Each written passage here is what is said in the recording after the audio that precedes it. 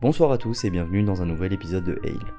J'espère que tout le monde va bien, ça fait longtemps qu'on s'est pas retrouvé pour un nouvel épisode, notamment parce que les autres occupations que j'ai à côté de cette chaîne YouTube, comme les études, m'ont pris pas mal de temps. D'ailleurs j'ai encore quelques examens à finir d'ici la fin de ces 2 semaines, mais je vais quand même essayer de sortir 1 ou 2 épisodes d'ici là, parce que mine de rien, c'est aussi sympa de faire autre chose. Et il y a une deuxième raison à ce petit entracte, et c'est une raison aussi importante, c'est le fait qu'en ce moment, je me sens moins attiré par les histoires réelles, parce que les mécaniques sont souvent les mêmes, et je me rends compte que les histoires qui me plaisent le plus, c'est les fictions. Le souci, c'est que les fictions d'horreur, ça traite presque toujours de paranormal, et encore une fois, je crois pas au paranormal. Ce qui fait que ces dernières semaines, les fois où je tombe sur des histoires qui me plaisent vraiment beaucoup se font plus rares. Après, pas d'inquiétude, je reste intéressé par les traits d'horreur réels, mais c'est vrai que lire une histoire où je sais qu'il n'est rien arrivé, même psychologiquement, à une personne puisqu'on est dans la fiction, ça me fait un peu plus plaisir. Donc voilà, vous savez tout. En tout cas, pendant cette période, on a dépassé les 400 abonnés sur la chaîne, ce qui est beaucoup, beaucoup plus en tout cas que ce que je pensais en créant la chaîne en décembre dernier. En fait, moi je m'étais dit, c'est un peu tard pour lancer une chaîne YouTube, ça existe depuis quand même quelques années, hein, c'est pas un logiciel très nouveau, c'est même pas un logiciel en plus. Voilà. Euh, Donc je m'étais dit, ça m'étonnerait que je réussisse à réunir beaucoup de monde, mais on y va et on verra. Et 400 personnes, honnêtement, je trouve que c'est beaucoup. Vraiment, c'est pour moi énorme. J'en parlais de toute façon au début de la chaîne, que 10 abonnés, j'étais déjà en mode, y a 10 personnes qui sont intéressées, c'est pas rien, tu vois. Et 4, enfin, c'est beaucoup, quoi. Donc voilà, encore une fois, merci beaucoup. Merci de tout cœur de me suivre et de me soutenir. Et ma foi, on verra bien où ce projet mènera. Bien entendu, bienvenue à tous ceux qui ont rejoint la chaîne depuis le dernier épisode, et j'espère que je vais arriver à vous emporter avec nous à l'avenir. Et je vais essayer dès maintenant avec l'histoire d'Anaïs.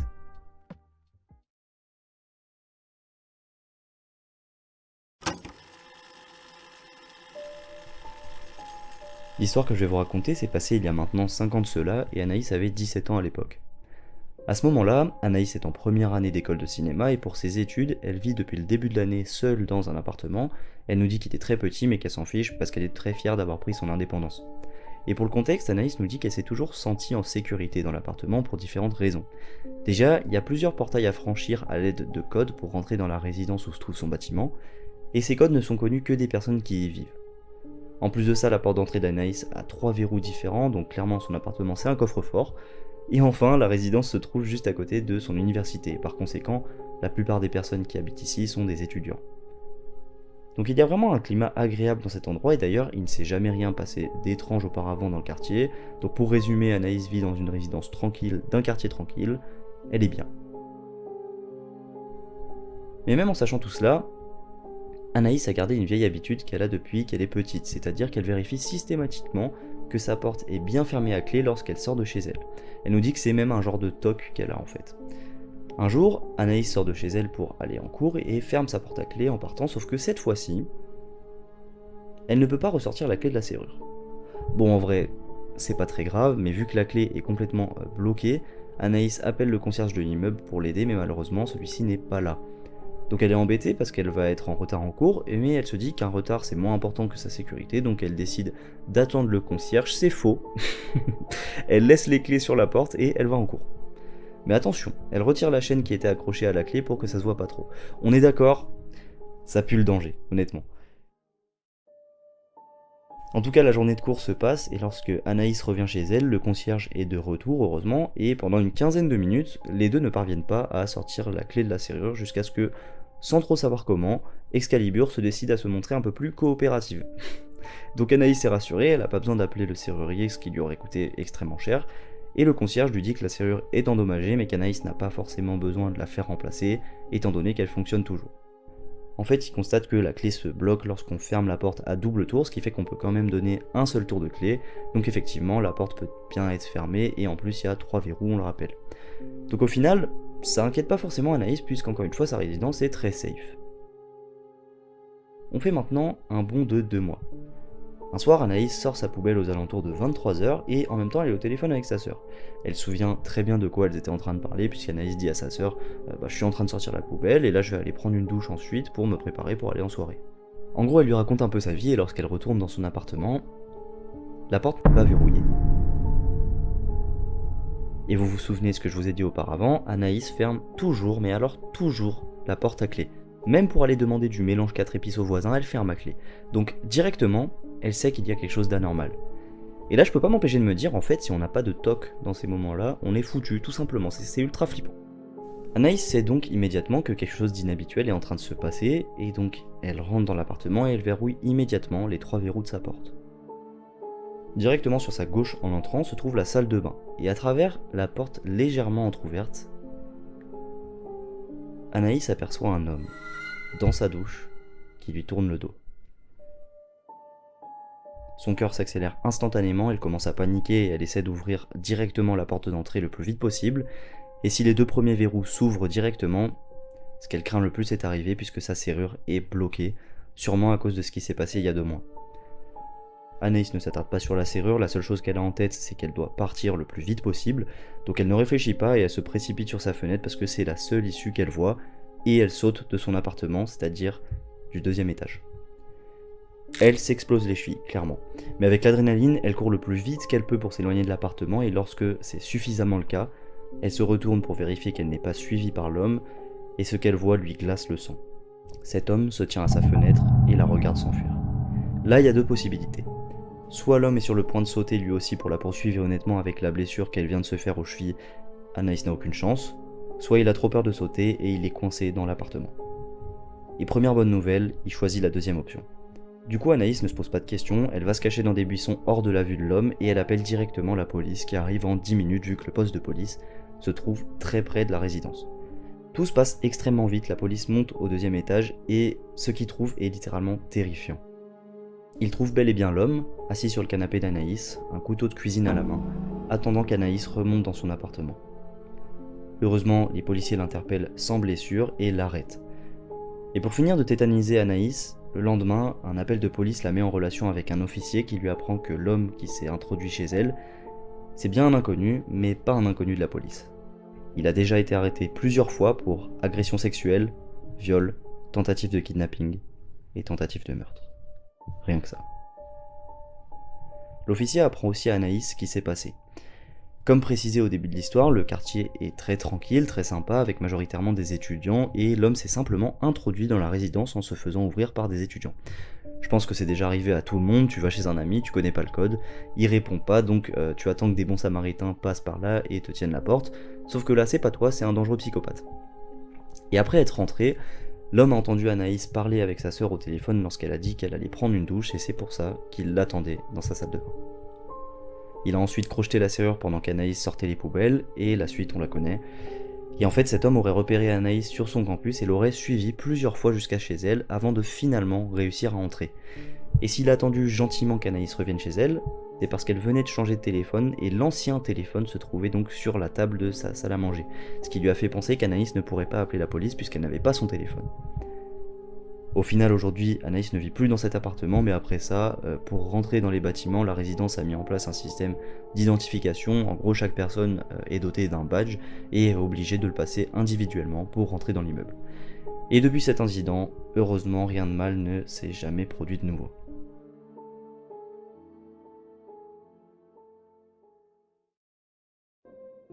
Donc, morale de l'histoire 1, ayez des tocs.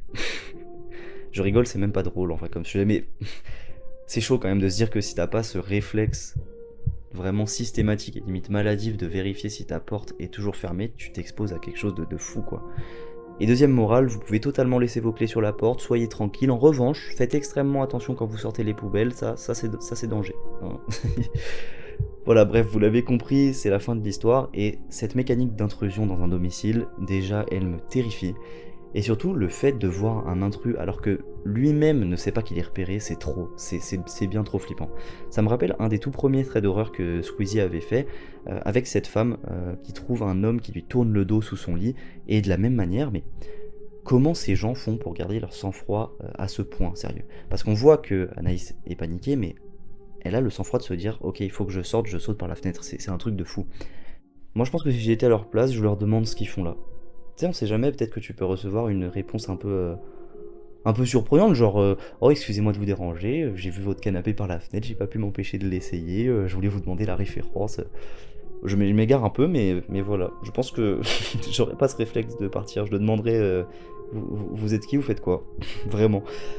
En tout cas voilà, cette idée d'intrusion, je pense que ça touche particulièrement tout le monde, en raison de la proximité entre un élément inconnu, donc là l'homme, qui est par définition une des principales sources de peur, et un élément plus que connu, donc le domicile, qui est censé être un lieu de sécurité par excellence. Et je pense que c'est pour ça que ce genre d'histoire est si effrayante, parce que en réalité, on se dit si on n'est plus en sécurité chez soi, où est-ce qu'on l'est? En ce qui concerne la serrure cassée, il y a des réditeurs qui ont suggéré que c'était sûrement dû à une tentative ratée de l'homme de crocheter la serrure d'Anaïs. Alors pourquoi pas, et peut-être que vous êtes d'accord avec eux, mais je pense qu'avant de se pencher sur ces détails, c'est intéressant de remettre un peu en cause cette histoire. Parce qu'effectivement, pour moi cette histoire est une fiction, et en vrai j'en suis sûr à 100%. Vous allez me dire que je suis bien prétentieux, mais en vérité pas tant que ça, vous allez voir, et surtout, tout ce que je dis reste mon avis, mon analyse, mon interprétation. Il est totalement possible que vous n'ayez pas du tout la même. Les points sur lesquels je m'appuie pour dire ça, c'est essentiellement des points qui ont été racontés à partir du moment où Anaïs rentre chez elle après avoir sorti des poubelles, et du coup je vais les aborder dans l'ordre chronologique parce que je pense que c'est le plus simple. Tout d'abord, pourquoi Anaïs rentre dans son appartement lorsqu'elle constate que la porte n'est pas verrouillée? On pourra penser que c'est parce qu'elle se dit qu'elle a oublié de fermer la clé, sauf que c'est pas du tout le cas parce qu'on le comprend très vite en lisant le thread, elle est absolument certaine d'avoir fermé la clé. Donc déjà, à partir de ce moment-là, si je suis elle, je rentre pas dans l'appartement ou au moins j'essaie d'amener un voisin avec moi. Donc voilà, ça c'est le premier point, et ensuite on sait maintenant que l'homme est un criminel et qu'il n'est pas à son coup d'essai. Donc son but c'est clairement de s'en prendre à Anaïs, très certainement, peu importe le moyen. Il a donc choisi sa cachette, si on peut dire, et il se met pile dans le champ de vision de quelqu'un qui regarderait par la porte de manière à être bien vu depuis l'extérieur, et en plus il tourne le dos à la personne qui entrerait dans la salle de bain. Ça a aucun sens en fait. Enfin, en fait, je suis pas dans la tête d'un gars comme ça, mais pour moi, si tu veux t'en prendre à quelqu'un, très logiquement, tu le prends par surprise, sinon autant s'installer sur le canapé.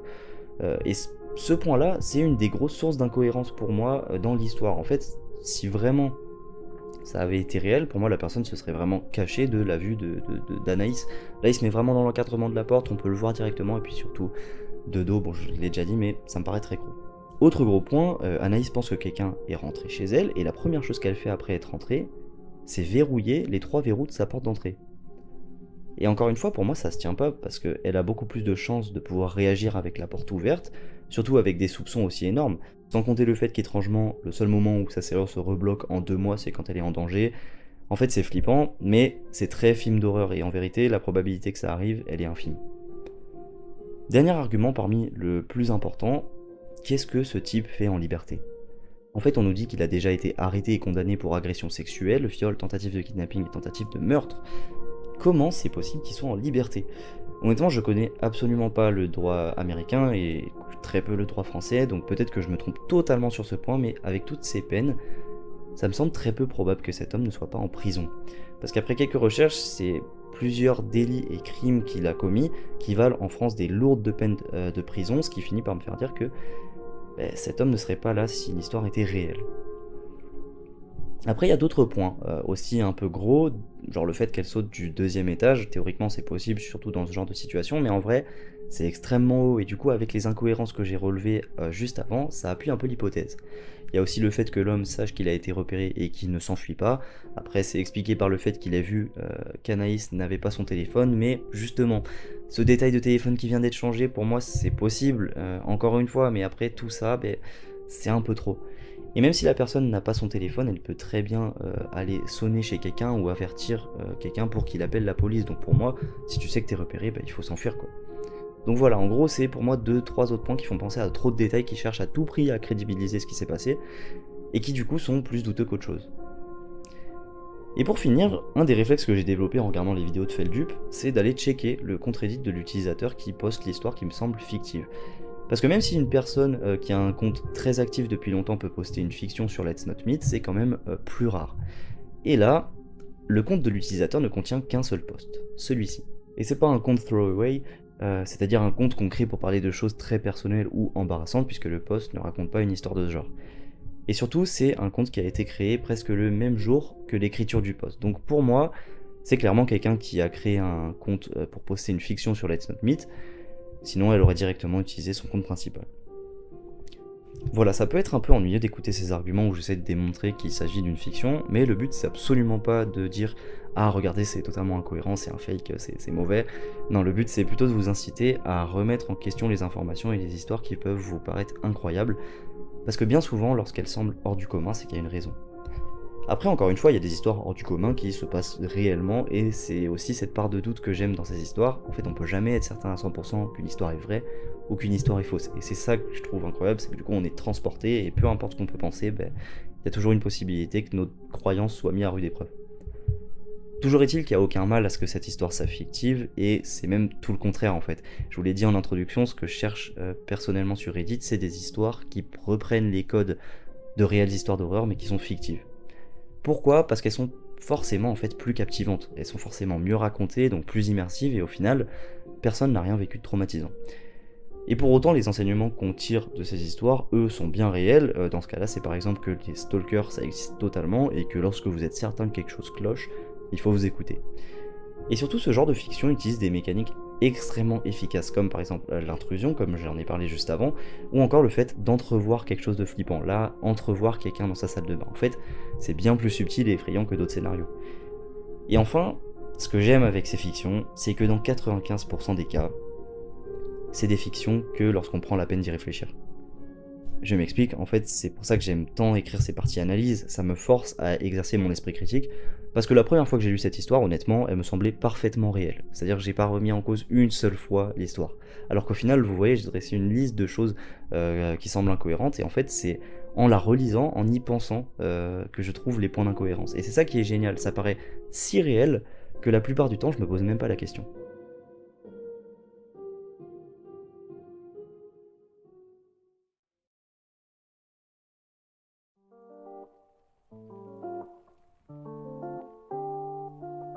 Voilà, c'est maintenant la fin de cet épisode, dans lequel j'ai pas mal parlé, peut-être même un peu trop.